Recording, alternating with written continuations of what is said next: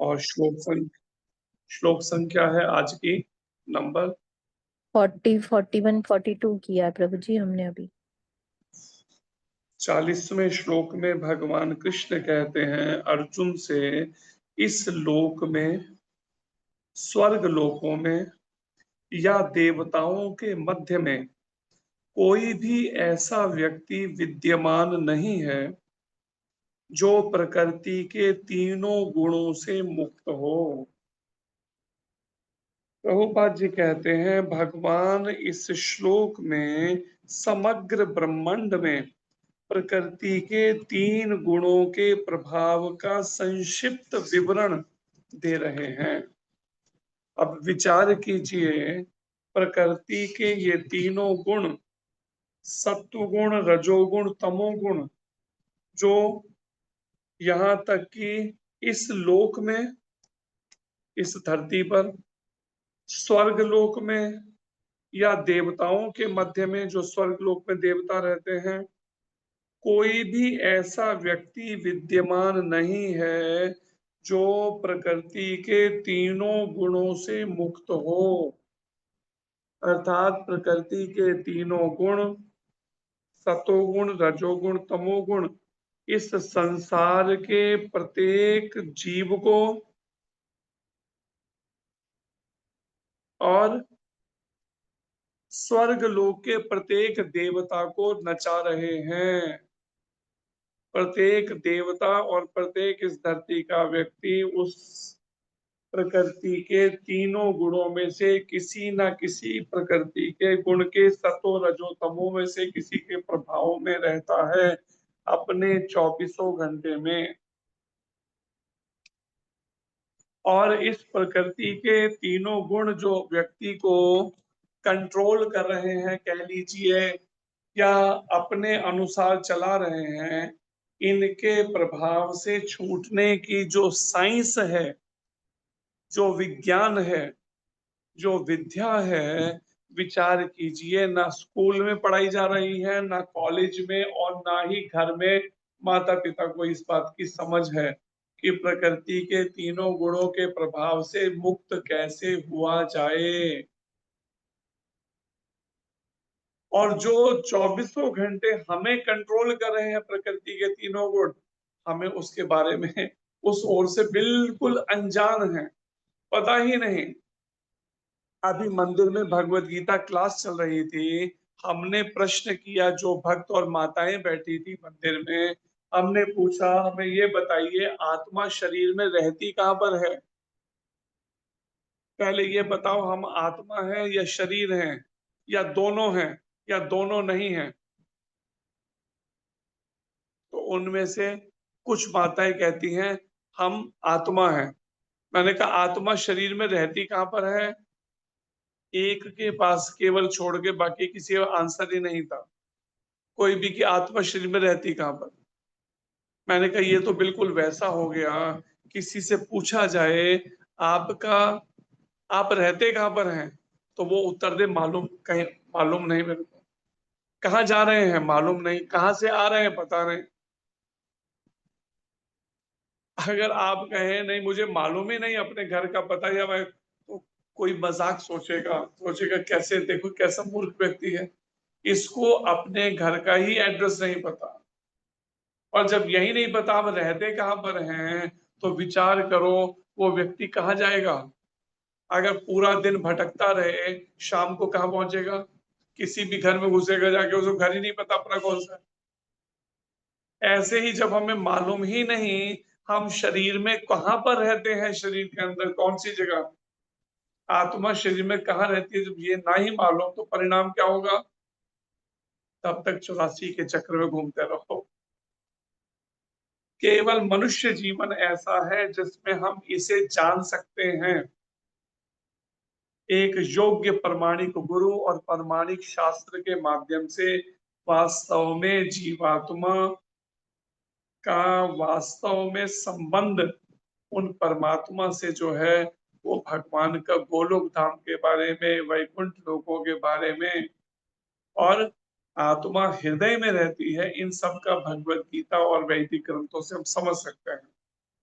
लेकिन यहाँ पर जो बात कही जा रही है, भगवान कृष्ण कहते हैं इस लोक में, स्वर्ग लोक में या देवताओं के मध्य में कोई भी ऐसा व्यक्ति विद्यमान नहीं है, कोई भी शब्द कहा जा रहा है, जो प्रकृति के तीन गुणों से मुक्त हो। तीन गुणों से मुक्त कोई एक भी नहीं है, जरा विचार करके देखिए। और इस श्लोक में समग्र ब्रह्मांड में, ये सारा ब्रह्मांड जिसमें 14 लोक हैं, 14 लोकों के इस ब्रह्मांड और अनेक ग्रह, उपग्रह, नक्षत्र, इस समग्र ब्रह्मांड में प्रकृति के तीन गुणों के प्रभाव का संक्षिप्त विवरण भगवान कृष्ण दे रहे हैं यहाँ पर। संक्षेप में विवरण प्रकृति के इन तीन गुणों के प्रभाव का, कैसे प्रकृति के तीन गुण प्रभावित करते हैं। कल हम रात को इसी समय क्लास में जो नहीं थे, एक सीनियर एडवोकेट से मिलने के लिए गए थे। अब वो सीनियर वकील जो है, हमने जब उसके पास गए तो उसने कोई ऐसा विषय छेड़ दिया भागवत गीता से रिलेटेड कुछ, तो अड़ गया। किस बात पे अड़ गया? कहता है मांस खाने में क्या बुराई है, उसको बुराई नहीं मानता मांस खाने में। मैंने कहा भगवान ने गीता में कहा है पत्रम पुष्पम फलम, तो पत्तेदार सब्जियां, पुष्प, फल, जल, ये चीजें मुझे भोग लग के प्रसाद रूप में ली जाती।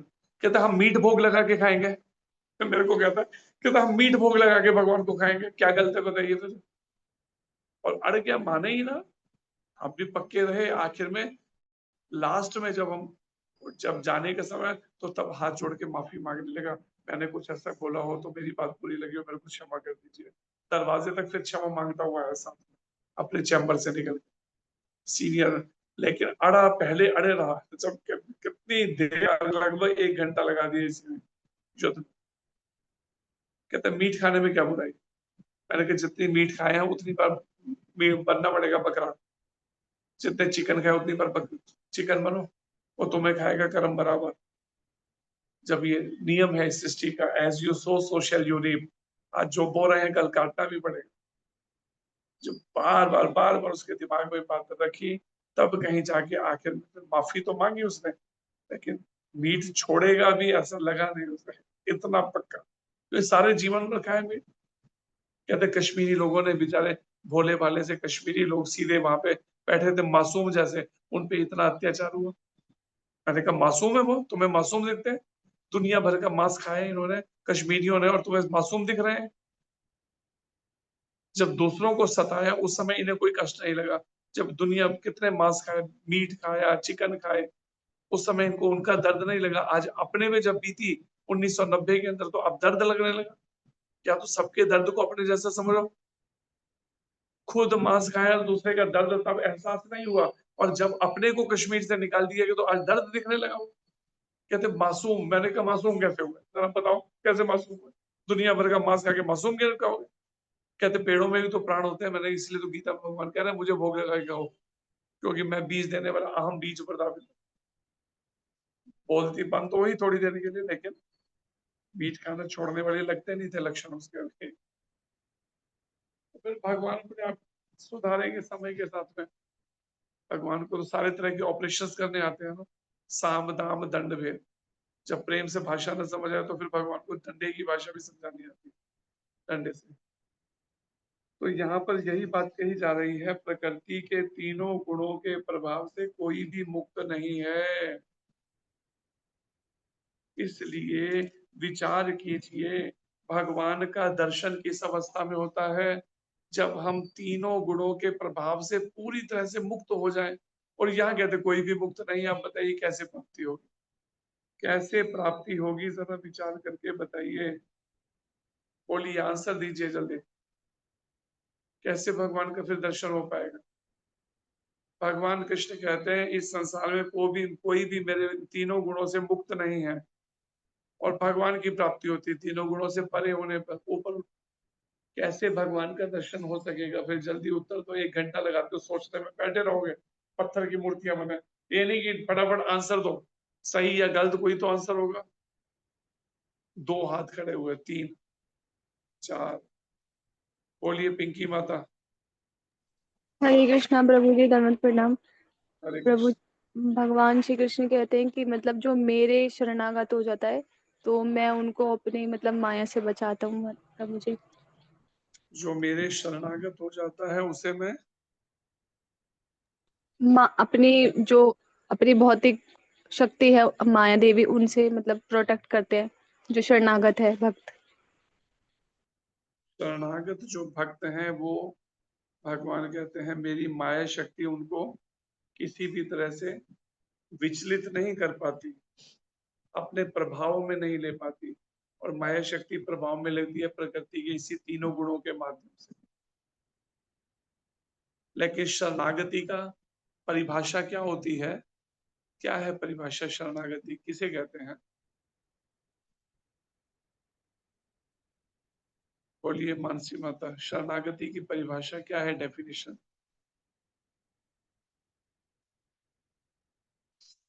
मानसी माता अनम्यूट करो।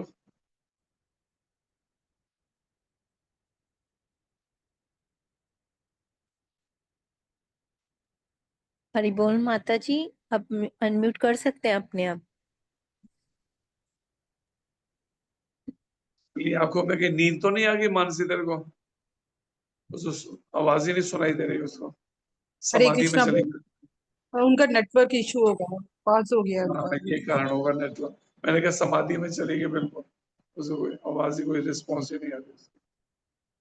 बोलिए पलक माता, प्रभु जी क्या भगवान पे। डेफिनेशन है? हरे कृष्ण प्रभु जी, दंडवत प्रणाम। हरे भगवान कृष्ण। के पूर्णता समर्पण रखना शरणागति कहलाता है। दोबारा बोलो।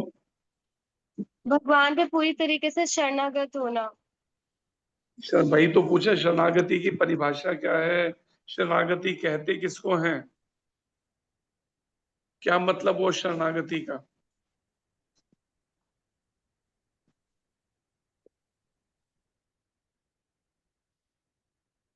ये नहीं मालूम।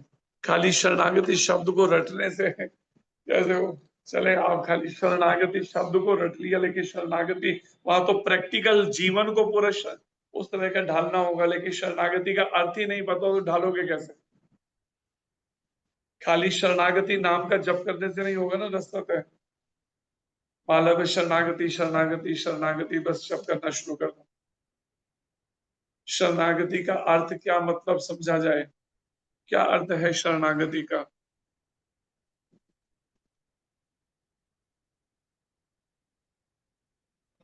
बोलिए उर्वशी माता, क्या है शरणागति का अर्थ?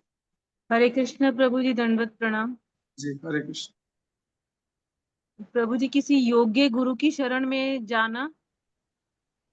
शरणागति का मतलब किसी योग्य गुरु की शरण में जाना। योग्य गुरु की पहचान कैसे होगी? योग्य गुरु की पहचान। कैसे पहचाना जाए योग्य गुरु को?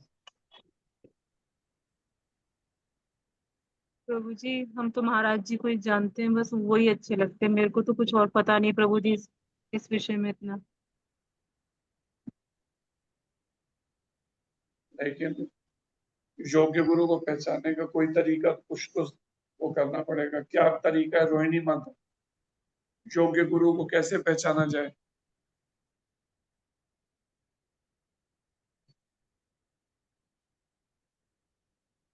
रोहिणी माता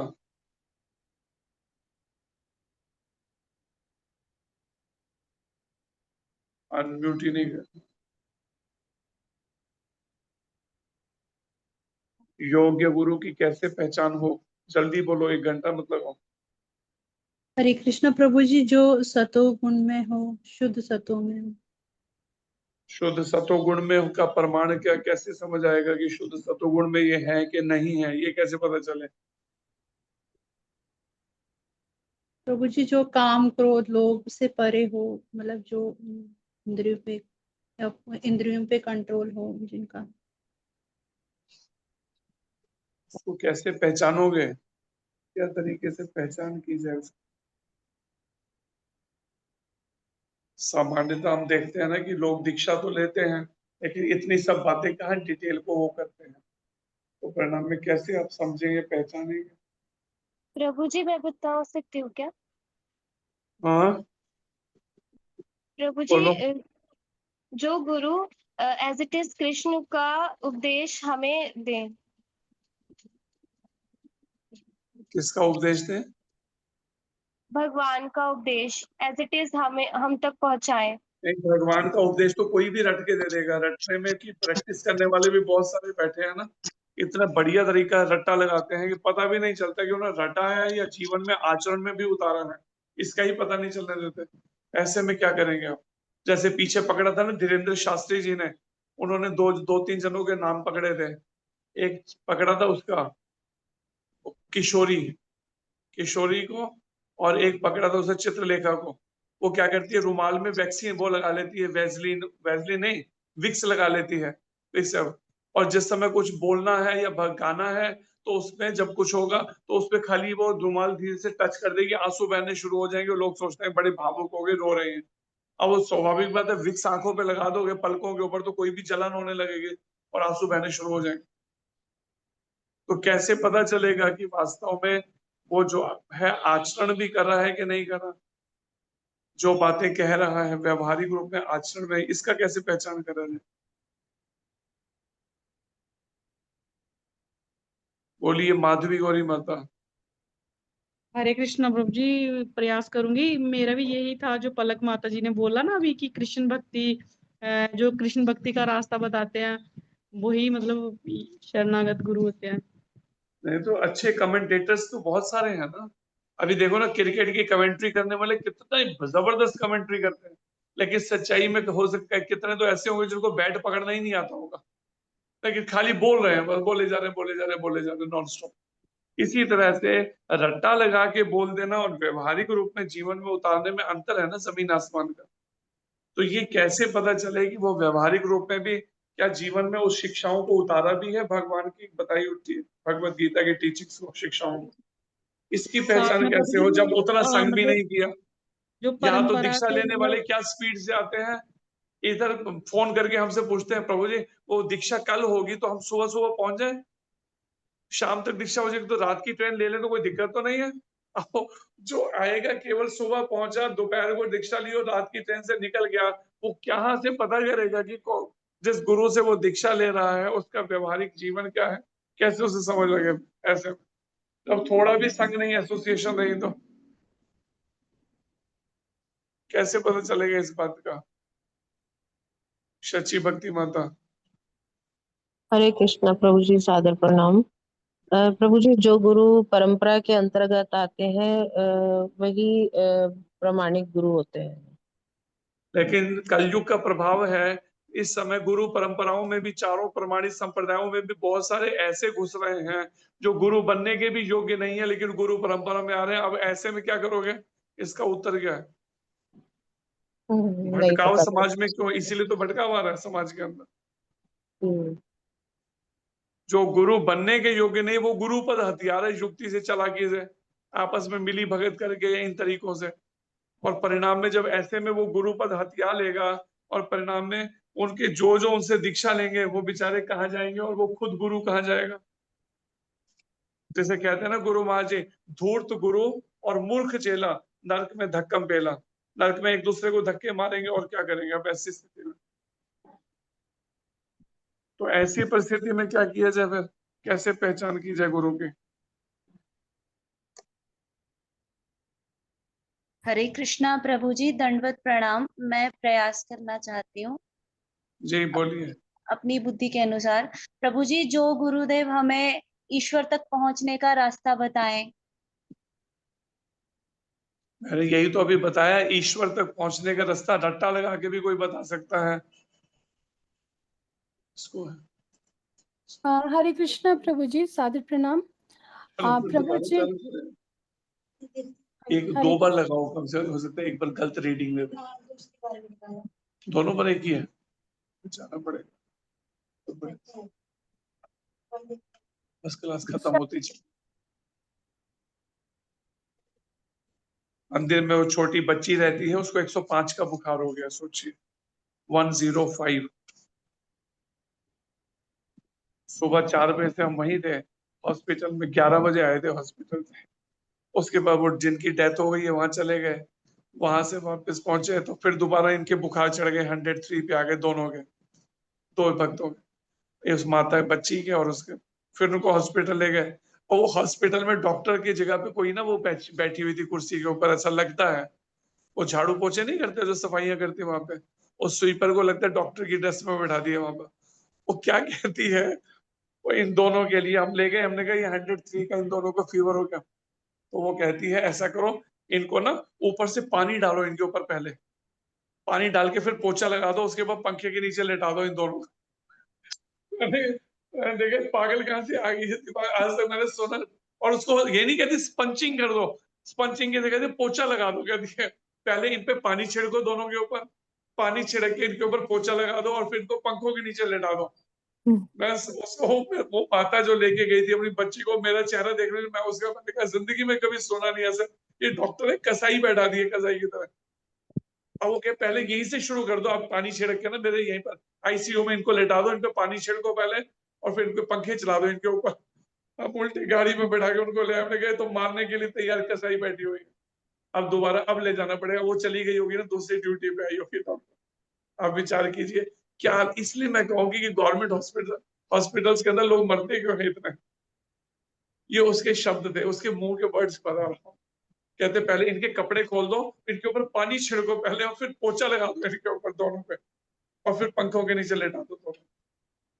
ये है हालत, विचार कीजिए हमारे महान भारत देश की। इसलिए कहते हैं ना हमारा भारत महान, इसलिए महान है भारत की हालत दुर्गति डॉक्टर्स की। हरे फिर कृष्ण उसको प्रभु जी। हरे कृष्णा। हरे कृष्णा प्रभु जी। प्रभु जी माफी चाहूंगी मैं आपसे, आप क्लास हम कल ले लेंगे, आप उस बिटिया को प्रभु जी पहले ले जाएं। हाँ, क्योंकि उस 105 तो बहुत ज्यादा हाँ जी, हाँ जी प्रभु जी, हाँ वो पहले आप कर लीजिए, हम लोग कल का तो 101 है, 101 तो चलो कंट्रोल पर, 105 कंट्रोल में नहीं है, जाते हाँ जी। ड्रिप लगवाने पड़ेंगे इंजेक्शंस के साथ में उसको, हाँ इस जी, समय हाँ जी। कंट्रोल में लेने के। जी प्रभु जी। हरे कृष्णा धन्यवाद प्रभु, आपका। दंडवत हरे प्रणाम कृष्णा प्रभु जी, हरे सादर कृष्णा प्रणाम। प्रणाम हरे कृष्ण प्रभु प्रभु जी। दंडवत प्रणाम। जी दंडवत प्रणाम। हरे कृष्णा प्रभु जी, दंड प्रणाम प्रभु, दंड कृष्ण प्रणाम। प्रभु जी, सादर प्रणाम। हरे कृष्ण, दंडवत हरे प्रणाम कृष्ण, प्रभु जी। हरे कृष्ण। धन्यवाद। हरे कृष्णा प्रभु जी, सादर